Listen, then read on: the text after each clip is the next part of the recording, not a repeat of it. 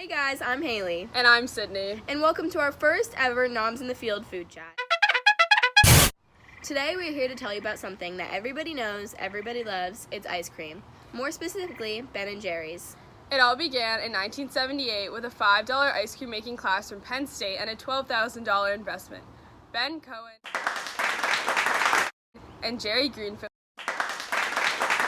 childhood friends from Stowe, Vermont, opened their first scoop shop in Burlington, Vermont. I think one of the reasons the company grew so fast was because it took place in the height of the baby boomer generation.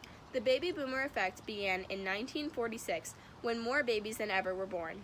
This generation was bigger than any generation before, and because of the larger population of people, companies opening during these times grew and expanded quickly. Ben & Jerry's celebrated their one-year anniversary in 1979, holding the first ever Free Scoop Day. Today, Free Scoop Day is held on April 9th from noon to 8 p.m., but the first one was held all day long, becoming an annual event around the world in their company stores. And Free Cone Day wasn't always just about celebrating the customers and their anniversary. They began to use this famous day as a way to do some good in the community. In 2004, Ben & Jerry's partnered with Rock the Vote. Rock the Vote is a non-profit organization, progressive-aligned group in the United States whose stated mission is to engage and build a political power of young people. They did this in an effort to encourage voting among young voters. Rock the Vote teams addressed the long lines of customers on Free Cone Day, registering over 11,000 voters that became one of the biggest registration days in the organization's history. In 1983, the company expanded itself and opened its first non-Vermont franchise in Maine, and they signed a deal with the Boston Distribution Company. Signature flavors were unveiled throughout the 1980s, including New York Super Fudge Chunk and Cherry Garcia, some of the most popular flavors, and by 1987, sales were at 32 million. By the end of 1988, with scoop shops in 18 states, Ben & Jerry were awarded the U.S. Small Business Persons of the Year award from the president at the time, Ronald Reagan. And you know what's really cool about Ben & Jerry's ice cream flavors? What is? They not only have the classic flavors like chocolate and vanilla, but they've also come up with the unthinkable. Each flavor has a meaning behind it. And every flavor name hints to some of the good they do to help out the community or are taken from suggestions. For example, the popular flavor, the Tonight Dough, is inspired by Entertainer of the Year, Jimmy Fallon. They also introduced Cherry Garcia ice cream, named after the Grateful Dead guitarist, Jerry Garcia, from the suggestion of two deadheads from Portland, Maine. This ice cream flavor became the first to ever be named after a rock legend. Ben & Jerry's have also found other ways to get the message across that we need to preserve our environment and the good earth.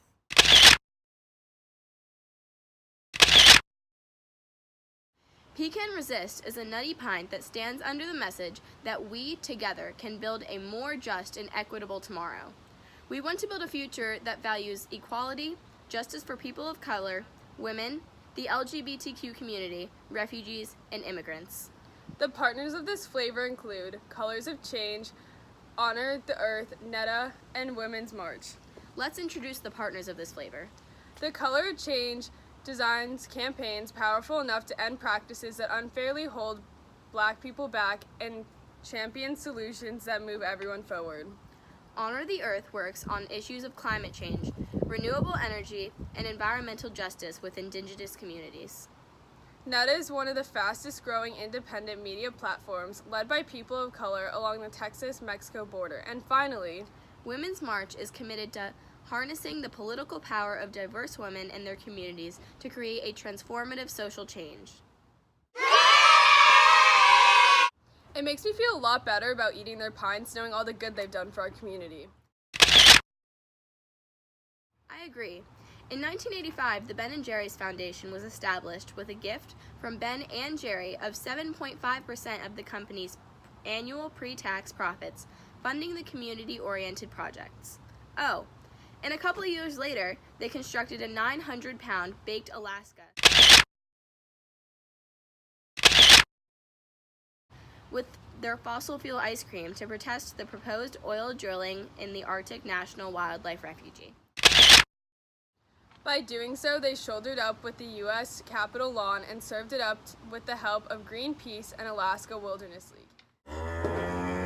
And you know what that reminds me of? When Ben & Jerry launched the Cowmobile. Exactly. The Cowmobile was a modified mobile home used to distribute free scoops in a unique cross-country marketing drive. Yeah, but unfortunately on the trip home, the Cowmobile burned to the ground outside of Cleveland, Ohio, but no one was hurt. But Ben & Jerry claimed it looked like the world's largest baked Alaska. Not knowing they'd scoop one up in the future. You know, the chunks of brownie and cookie dough that are in the majority of the company's flavors, those are supplied by one of the company's partners, Grayston Bakery. Grayston Bakery, located in Yonkers, New York, has made it their mission to hire ex-convicts, homeless, and recovered addicts to work in their stores. That looks like one more reason to go buy a pint of Ben & Jerry's. All right, let's go grab a pint.